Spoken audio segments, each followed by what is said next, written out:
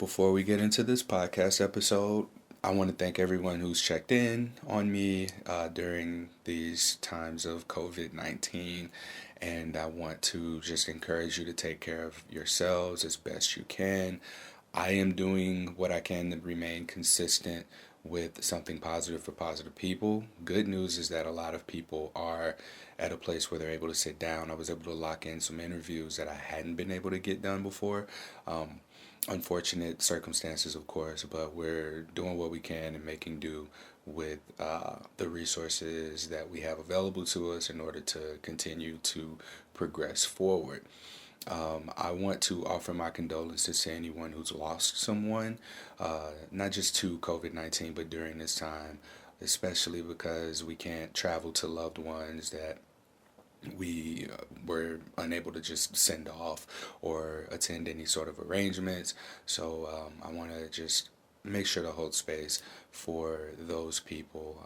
I know some people who have had COVID 19 or had been diagnosed with coronavirus. Some pulled through. Some relatives of friends that have not pulled through, and we see a lot of memes, we see a lot of jokes, we see a lot of just very insensitive things about the quarantine and COVID 19. And I understand that these are very triggering things, especially for those people. So take care of yourself, limit your social media consumption, limit the information that you take in about the pandemic, and just make time and space for yourself to do whatever it is that you need to do in order to take care of yourself. And I apologize for not having a very broad perspective on what taking care of yourself looks like. From what I see, it could just look like making sure you shower every day, cooking yourself a meal, getting out and getting a little bit of sunshine if you are in a place that has sunshine right now. For me, what it looks like is consistency. I wake up every morning around 6 a.m. I'll get up, do some meditation or yoga. I will eat breakfast, edit a podcast. I'll go to the gym and work out after my food settles. And then I'll train a few clients virtually if they subscribe to that. And then it's just reading, podcast editing, and after that I'm playing video games until it's time for me to get up for the next day. I've been able to get a few podcast recordings in with people. I've been editing like crazy. I've got probably the next 3 months worth of content already laid out. So once this is all done, I plan to. I don't know. I don't really know. I'm really more so focused on the present moment, especially given that the future is so uncertain right now. So this is how I take care of myself, just having this routine, this staple of stability in my life. And so this gives me the freedom to be able to just survive. And that's really all we can do. I know people are taking classes and thriving and using this as time um, to relax and rest, but not everyone can do that. And so for the people who can't, and for the people who are grieving right now, this is just like we're in the midst of a traumatic event, a traumatic experience for a lot of people. And I just want to make sure to acknowledge that and hold space for you all. I pray and hope, and I don't pray. Oh, I meditate. I think. I send out the best of energies to anyone who needs it right now. And I think we all do, no matter what our situations are. I mean, if you're a celebrity living in your 10-bedroom home with pool in the back and you're quarantined there, or if you're someone who's stuck in an apartment by yourself, or if you're in an apartment or place with an abusive partner or abusive family members, like I see that we're in this together, but it looks different for all of us. So as best we can, we have to take care of ourselves. And hopefully my offering to remain consistent in this space and continue to provide the content that you come here for is going to be something that just helps get you through. So thank you to the guests who've been willing to speak with me during this time. I know that it's really weighing on a lot of us. Most of these episodes were done before the quote-unquote lockdown was officially in place. So I think that this will be a good little vacation from reality whenever you're able to listen to these podcasts. So I'm not going to talk about COVID-19 or any like personal views on it or anything, because it's not what you come here for. And when the information, that there are plenty of places to get the information. So just continue to just take care of yourselves and do what you need to. Going into this podcast episode, we have you, me, and HSV. Jade behind the Instagram page, who shares her story with having been in an abusive relationship where her partner tried to use her status and hang it over her head as a manipulation tool. Come to find out, he had stalker tendencies, and she was able to get out of that relationship beforehand. We talk about what drove her passion for starting the Instagram page, where she just shares resources and uplifting information in regards to herpes and the stigma and anyone who's navigating their diagnosis. So I hope you enjoy this podcast episode, and I can't say it enough. Remember to continue to take care of yourself. The most effective thing for me in all of this has been just prioritizing presence, having a routine, and no matter what, getting those things that I say I'm going to get done, so that there's also a little sense of accomplishment with it. There are days and times where people may not even want to get up out of the bed, but just having that routine is very helpful. So enjoy this episode with Jade behind the Instagram page, You, Me, and HSV. Welcome to Something Positive for Positive People. I'm Courtney Brame. Something Positive for Positive People is a 501c3 nonprofit organization that serves stigmatized communities and helping people who are part of them navigate their healing process through the experiences of other people who are navigating stigma. Today's podcast episode, I have Jade with me, and I'm going to just let Jade share. What are your pronouns? I said she, her. Oh, I was like, I'm glad I didn't just start calling you she. All right. Well, I'm going to let Jade share her experience with HSV. So you can just start us from around the time of your diagnosis. How'd you find out you had herpes? What was going on around that time in your life? And anything else that you feel is relevant. And I'll just ask questions throughout. It'll be very conversational. Well, I haven't actually been that long diagnosed. About 6 months. So I don't think it's been that long, to be honest. It was in November 2019. I think that's 6 months, maybe 5 months. And I recently just got out of a very long-term relationship. Was just seeing what was out there, doing my thing. Then, lo and behold, stuff starts popping up. And I panicked. I was in denial. I was like, no, nothing's happening. It's all good. It's all good. And so it took me about a week before I was like, I need to go get this checked out. I'd been seeing a man for about a week at this point, so it literally was the whole time. Went and got tested, and as soon as I walked in, she was like, yeah, that's herpes, that's what you've got. And I remember sitting in the room. I just couldn't stop crying. The poor woman, like, she's obviously seen this constantly. She sees it all the time. So I kept being very mindful of that, but she was so lovely. I'm really lucky, actually, that the nurse I had was so considerate of my feelings. She didn't rush me out. She let me sit there for about half an hour while I literally just cried and cried and cried. Yeah, and then that was that sort of thing, and I left and sat in my car and continued crying. And I'm not very good at keeping secrets, so it took me about 2 days before I told literally everybody in my life. And the guy I was seeing, I saw him straight away, and I told him, and that started a whole new interesting issue and a lot of emotional abuse on his part for a month that was quite horrific and still dealing with today. But yeah, so that's the general gist of my story. Okay. How old are you? I'm 22. When you said that you let it go for a week, was this you started to see symptoms and then you allowed the symptoms to progress over the week? Like, Yeah. what were you experiencing over the course of that week? You said something just popped up, but what were some of the sensations or feelings, or what did it look like for you? It was 3 days after I'd slept with the guy. I was in the changing room trying on something in Primark. And I was just like, oh, I don't feel good. Started getting really strong headaches. My vulva was hurting. I was just like, I wasn't ready. I was just confused, to be honest.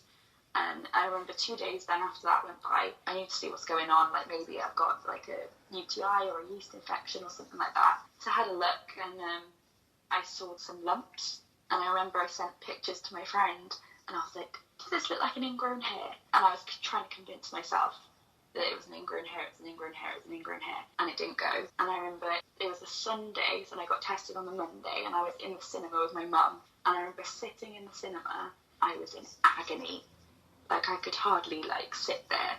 And I was like, oh, this isn't right. I need to go and get this tested. And I remember I went when I got home then, I had another look, and I'd seen that the lumps that I had turned into ulcers.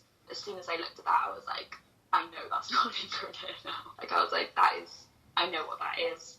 I have friends who have herpes, so I know the experience they've been through, and I know the symptoms they've told me about. And I saw it, and I was like, I've been panicked all week, and then all of a sudden this sort of like calm washed over me, and I was like, that's that. There's no like to or fro on it now. I was like, I've seen the ulcers. I know what it is. All right. And you mentioned how compassionate the nurse was. Was it her presence? Was it her silence? What was it that made her such a great nurse to you? I think that she just knew. As soon as I walked into the room, she knew. She was like, I'm you. And I remember just walking into the room, and she was like, so what's wrong? And I literally just started crying, and I said, I think I've got herpes. And she said, right, before we even look at it, I'm just going to sit down, we're just going to breathe, and then we're going to go and have a look at it. So straight off the bat, she was just, we're doing this in as much time as we need. There's no rushing you. I'm not going to just check, be like, yeah, that's it, off you go. She was very much, we're taking the time.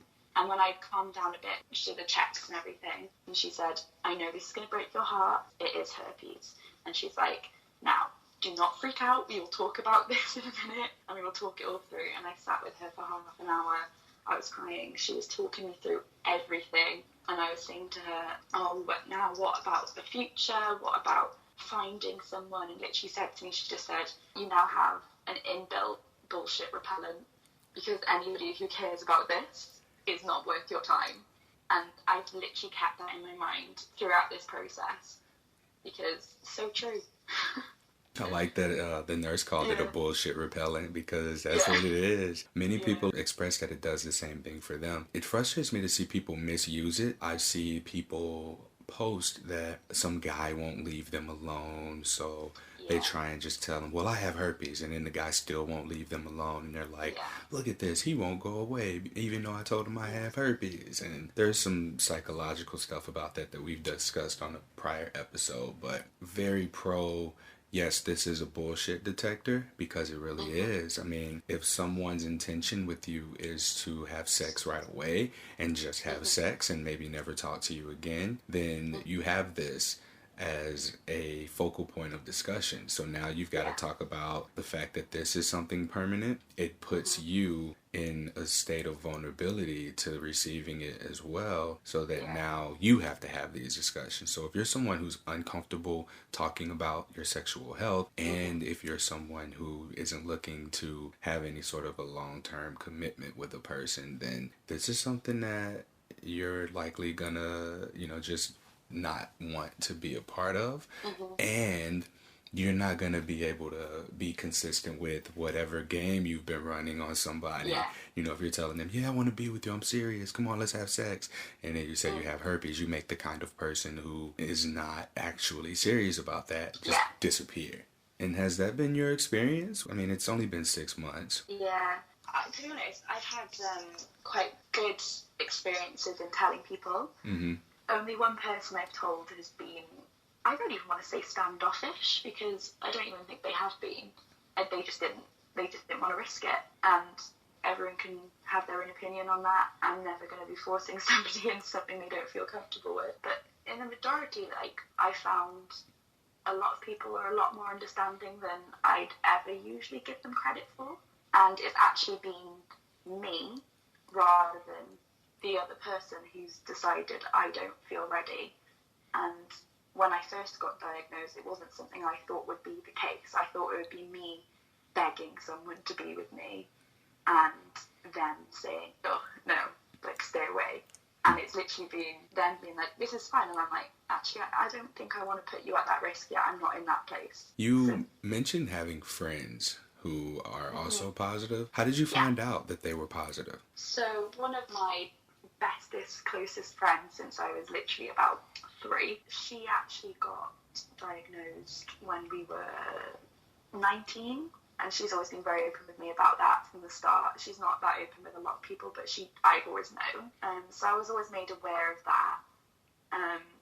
She was the only person I knew of at the time, so she was my go-to for everything. And then when I finally opened up to my friends about 2 days later, quite a few of them were like, me too. I'm also in the same position. I just didn't know how to approach the subject, and I felt embarrassed. And I still have a friend who can't even say herpes. She's had it longer than me, but she still can't physically say it.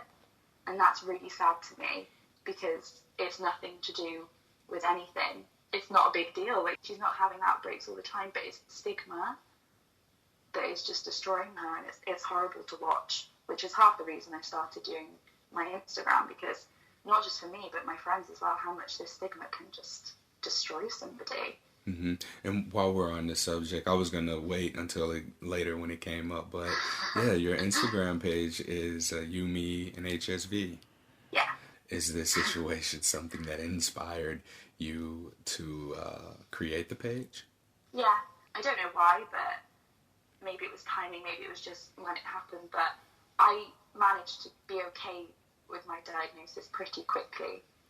Like, there's still days where I'm a bit up and down, but on the whole, I came to terms with it pretty quickly. And I think because I had a friend who'd been through it and had come to terms with it before, that made it that much easier. And watching YouTube and looking through Instagram and seeing that really helped me. And then to see my friend in a place I was right at the start, still not be able to move on from that, made me think how many other people are suffering, and maybe there's something I can give back to the community that they gave to me right at the start, and provide a little bit of hope in what can be quite dark times for a lot of people. When you began to look at YouTube channels, social media pages, what were some of the first resources that you found? The first video I watched, I don't know if you've heard of her. Do you know Shailene Dickey? No, she doesn't do a lot of herpes activism or anything. She's on Instagram, but she did a YouTube video that just said, I have herpes. And where it was actually in the time when I was still in denial about whether to go and get checked or not, which was unusual for me because I'm a very constantly getting checked kind of person. But yes, I watched her thing, and I watched her go through all the emotions of that, and then watched her video 6 months later where she's like, actually it wasn't really that big of a deal. Like, it was, but it's not. So that was really helpful. And then I watched a lot of Ella Dawson's stuff. She was a big saviour in all of that. And then when I started going into the Instagram positive results, you said positive results US? Yeah. Okay. And who's it? The SPFPP project as well was one of the first I'd seen, and that was what really got me comfortable in talking about it online. Between finding all of these resources you mentioned and telling your friends, what do you think helped you become more relaxed about it and be more open about your own status with peers, and then creating the page so that you can get the information out there? Between the two, what was more helpful or powerful to you? Getting the initial information and seeing people live through it and survive and thrive at the same time, that was what really just made me feel safe. If I hadn't been able to find those resources, I probably wouldn't be in the same position I am in right now, because you look it up on Google and the comments, they're not nice. So it was finding that safe space online where people are actually talking about it in reality, rather than the, oh, well, you can't sit on that store, she's got burst boils everywhere, which is what comments I would read to begin with. And all the comments where people are like, well, I'd never date anybody with that, like, that's disgusting. You wouldn't know you were dating anybody like that if they don't tell you. I know. So it was like finding that online sort of source was just amazing. And also, right at the start, my biggest fear was relationships. So finding people like Positive Results US and the SDI Project who were in very happy, loving relationships, right at the start for me was actually something that was a lot more calming. Now I don't find it really an issue at all, whereas at the start that was all I could think about. So I think those online resources really, really saved me there. Have you been to any of the Positive Results support meetings? Haven't actually. Oh, you should check them out. So Ray hosts them, and I believe they're weekly. But yeah, I'm sure you follow her on Instagram already. Yeah, but yeah, I've known some people who've gone to the meetings, and they feel like they've gotten a lot out of them. And so I'm a huge supporter of Ray's support meetings as well. So they're just super duper helpful. Yeah. Different people find their progress, their healing process in different ways. And for you, having the information and then being able to see the truth in your biggest concern was, am I going to be able to be in a healthy relationship with someone? The people you found were examples of that for you. So it sort of answered that question with honesty in the experiences of other people that no one's going to want me or no one's going to want to be in a relationship with me. And you were able to challenge that with the truth and looking for answers. And you got them. Yeah. Very healing. And was that your main concern? You weren't concerned really with the physical symptoms or having to tell anyone. It was just, am I going to be able to have the healthy relationships that I desire? Yeah, I mean, the symptoms aren't the most fun thing in the world, but that never was something that really was concerning me. I felt like I could deal with it as just something that happened. I'm somebody who gets really bad allergies, so I always break out in hives. So for me, it didn't really feel that dissimilar to that, just in a different place. Not as painful, the hives, but it just felt the same. Like, I get that comes and goes. That to me was just sort of the same thing. It was the fear of not being able to find love and have kids that freaked me out. That was the hard part for me, rather than anything else. The people knowing doesn't really bother me. I'm quite open, maybe too open, some of my friends say, but that's just how it is. I wouldn't want to be any other way. You being young, I brought this up on a recent episode as well. I noticed that there's a complete difference between younger generations and older generations dealing with a positive herpes diagnosis. The younger crowd is more likely to open up and seek support immediately, and then also likely to get involved in some sort of way. So for you, it's creating the Instagram page, You, Me, and HSV, sharing information, factual information, honest, consistent information about HSV. And then, being willing to come on these podcasts. I have a significant number of younger people who are willing to interview. Like when I reach out to older people, there's oftentimes a disconnect at some point, or maybe there's a hesitance or there's some excitement, but it dies down. But there just seems to be this consistent drive, passion for the younger guests who are on here. And maybe it's because, I don't know, are you in school? I'm not. I graduated last year. Congratulations. Thank you. To me, it seems like there's just this pattern of passion and action. Let's say that. There's a passion and an action from the younger crowd, a passion and action, a passion for action. One of these is going to be the episode title. But there's definitely active passion that I get from you. And maybe that's just, a difference between generations. The older generation's more like, okay, well, let me look at this. All right, here's how it affects me. Time to go on about my business. And me being 31 years old at this point, my drive, my incentive really was, it shouldn't take anybody 5 years to find community, to find support. Yeah. And so that's where this came about for me. And then for you, your motivation was? My motivation was my friends. My friends who still cannot deal with the fact they are HSV positive. That breaks my heart. Yeah. That's a really genuine thing. You just want to create something for your friends so that they can be able to even just say the letters. These are letters at this point. You Letters. can't say these letters. These letters have such a hold over you that you Yeah. can't even say them consecutively. You know, like you can say a word that starts with H, you can say a word that starts with S, and then a word that starts with V, or you could say herpes in a sentence, simplex in a sentence, virus in a sentence, but you can't say HSV, or that's challenging. So for your friends, do they have trouble around dating and disclosing? My friend, who is the one who's still not able to talk about it, has actually been in a long-term relationship her whole life. So she's been with one person and got it from a cold sore. So her situation's a bit different in that she doesn't have the fear of disclosure necessarily, because she is very settled with her partner and was before this happened. But I mean, there's always the possibility, so you never know. So for her right now, that's not her issue. Her issue is more the internal, how she views herself.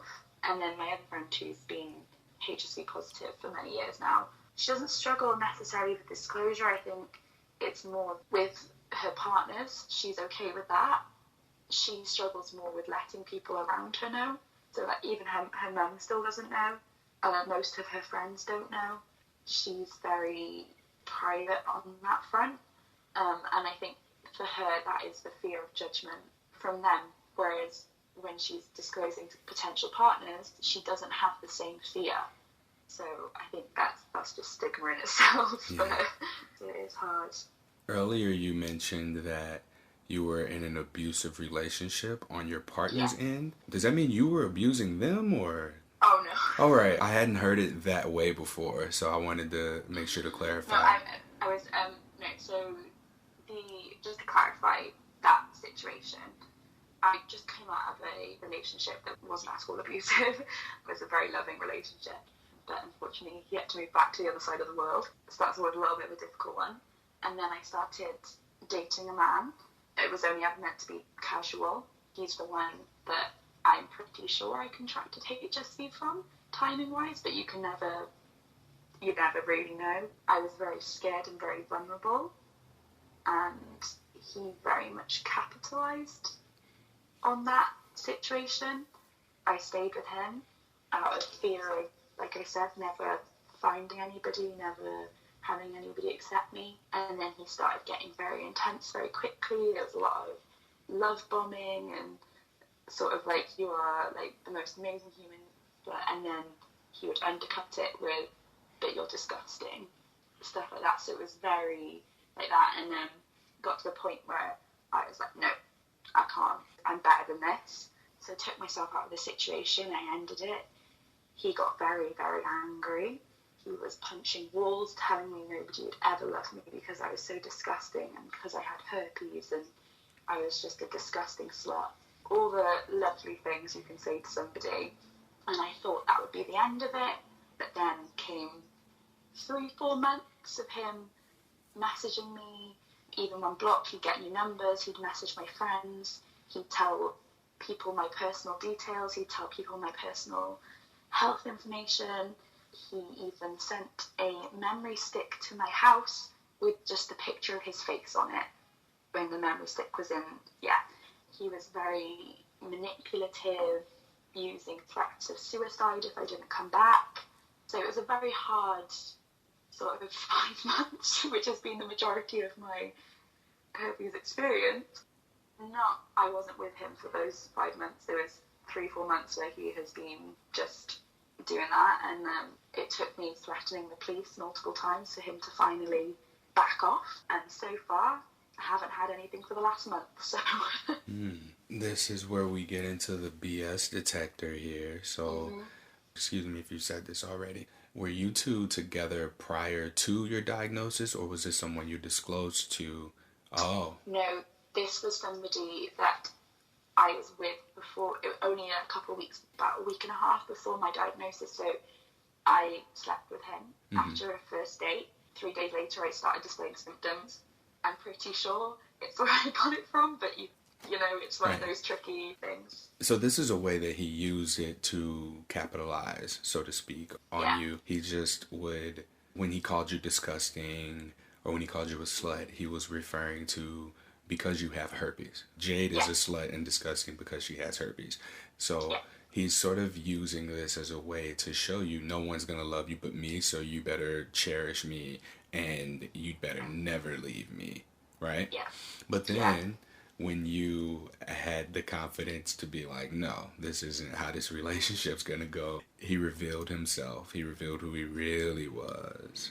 He did. He revealed it very, very hard. Okay. And I feel very lucky that I got out when I did. If I'd been there longer, I don't know how bad it would have gotten. Okay. And if it would have turned into physical abuse, because he had started showing signs that that was his way of dealing with things. So People can only hide their shadows for so long around people who show their light, if this makes sense. Bear with me as I try and paint this illustration, but okay. you just being as honest as you are, you know your status, you know your worth, and you're not going to be someone you're not, which is the kind of person who would just accept being controlled, taken advantage of, manipulated, abused. And so you owning up to the thing that makes you vulnerable and being true to yourself was a shining light to him. And so his false identification of being this person who had control and power over you by using your diagnosis as a control tool, that'd be like the little cord that he plucked and played with when he realized that cord wasn't attached to anything because you're not affected by that. It was like he had to try harder. He had to, oh no, this method didn't work, so now I'm going to show you the kind of person I really am. And just being abusive and showing that he was naturally a violent person, showing that he was a stalker. Essentially, this is stalker behavior, abusive stalker behavior. So it was covered up with this sort of fake niceness in a way. Oh, but I love you, I love you. Yeah. But you're gross. Like, let me remind you Yeah. that, yeah, I love you despite you being gross. Like, that's not love. That's not genuine. That's not what good people, kind people do. Not a good behavior for anyone. That's great on your part for recognizing this so early. You were 22, 21 maybe at the time, 21, 22 years old. I just turned 22. Yeah, so you dealing with that at such a young age and being strong enough to walk away really speaks highly of your self-value, your self-worth as a human. Yeah. I don't know that many people, especially your age, would be strong enough, empowered enough to do that. Where'd you get that from? Where'd this resilience, this strong sense of self-worth come from to be able to walk away? I think it comes from my teenage years, really. I had really bad mental health issues, still do, but they're managed now. Had really bad anxiety and depression, and I missed out months of my school.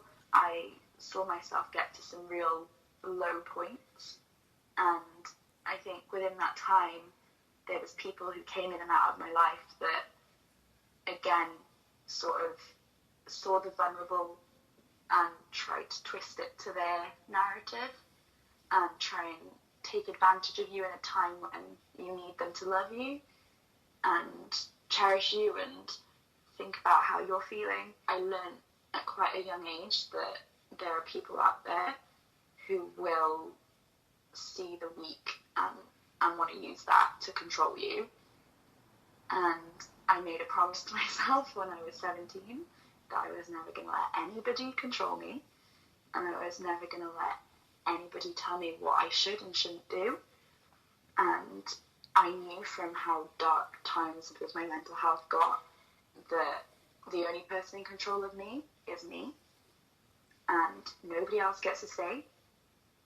And that is where my resilience comes from, and my self-worth is knowing how far I've come from all that stuff and all the mental health stuff I've dealt with, but also knowing that I made that promise to myself when I was quite young that nobody was going to be messing with me. I wasn't about that. Yeah. And so you had all of this before your herpes diagnosis, and your herpes diagnosis didn't change who you were. Didn't change me a bit. We're going to leave it there unless you got more that you want to say. No. But that's a hell of a way to close it out, because we do allow for a herpes diagnosis for any challenge, like your mental wellness concerns didn't change who you were. They may have impacted you. They may have directed how you viewed yourself, how you responded to the external world, but Yeah. that's not who you are. It's a part of you, right? You being able to just make it to the time of your diagnosis and still see yourself for who you were through it really speaks to where we're headed with people who are receiving a diagnosis. We're getting our identities and separating it from the diagnosis being the overarching thing there. So it's not like I'm herpes and I have a personality. It's this is my personality and I have herpes. So Yeah. this is what it is. So you, me, and HSV is the Instagram handle if people want to get in contact with you. Do you have anything else that you want to leave us with? Just thank you for having me on. Thank and you. giving me the space to talk about my story as well. I really appreciate that. I really meant to mention, so you can do this here. What can people expect when they go to you, me, and HSV, the Instagram page? I'm hoping to be sharing facts about HSV, the vulnerabilities that come with disclosure, not just to partners, but to family and friends, the changes you can see in your life for the positive with HSV and how that personally changed me to become a better person. That sort of stuff is what I'm aiming for at the minute. It might change, but that's the general content at the minute. Well, thank you so much, Jay, for taking the time to talk with me and share your experience. This was beautiful. Thank you. That concludes this episode of Something Positive for Positive People. I can be found on social media at H on my chest. If you like this podcast episode, please like, rate, review, share, subscribe to this podcast on whatever listening platform you subscribe to. If you would like to support Something Positive for Positive People, you can visit the homepage of SPFPP.org and make a monetary donation. You can become a Patreon subscriber. You can reach out about being a guest on the podcast. You can also present media opportunities or anything that'll really help us with getting these resources out to the public so that people are able to find them sooner. My goal here is not to be the biggest herpes stigma fighting platform at all. I just have the intention of supporting people in their healing process. I want to be able to show people that you have options, not the option, but you can select and see what works for you. And if something doesn't work at one point in time, you're more than welcome to explore something else. And that's what these stories are for. So thank you to all the guests that we've had on, and thank you to everyone and their ongoing support. Till next time, stay sex positive.